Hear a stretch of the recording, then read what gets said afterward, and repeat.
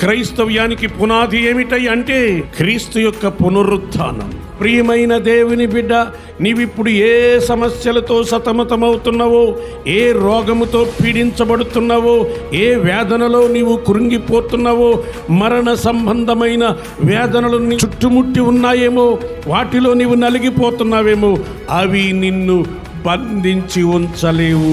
3 రోజులే, 3 నిమిషాలే. Praise the lord. ఆటోమేటిక్గా వాటినన్నిటి నుండి, ఆ చీకటి శక్తుల యొక్క బంధకాల నుండి, వాడి యొక్క ఉద్దేశాల నుండి ఆటోమేటిక్గా నీవు విడిపించబడతావు, లేపబడతావు. మరలా పునరుద్ధాన బలముతో నీవు ముందుకు సాగిపోతావు. Praise the lord.